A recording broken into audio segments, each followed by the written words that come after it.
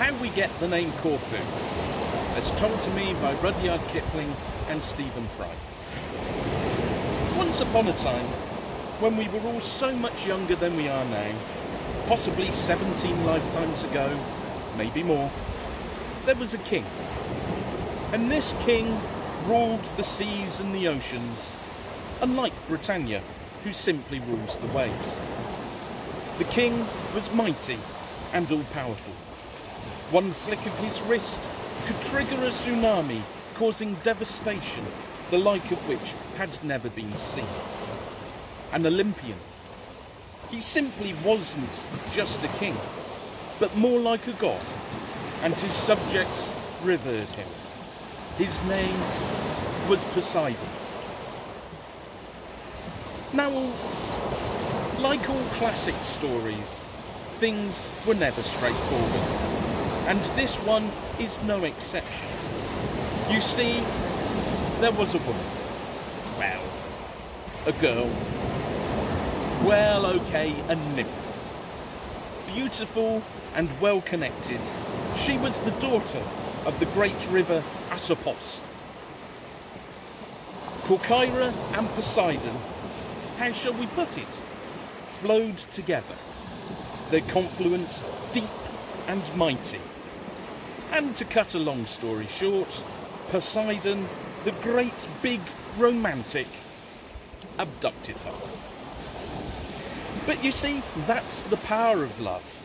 It's a curious thing. Makes one man weep, makes another man commit a heinous act. Like most kidnappers, Poseidon decided to avoid built-up areas, to hold his true love, and used a hitherto unclaimed island. Unfortunately, the island wasn't called Stockholm, as that might have been hugely appropriate for what was to come. The history books aren't exactly clear, but do tell us that in marital bliss, Poseidon let Corcyra bestow her name on the island.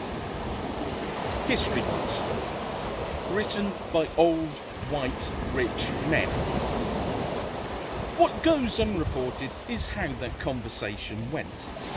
I imagine it was something like this. "I'm sorry, baby. I promise I won't abduct you again." "Damn straight, I swear to God." "Me? A god?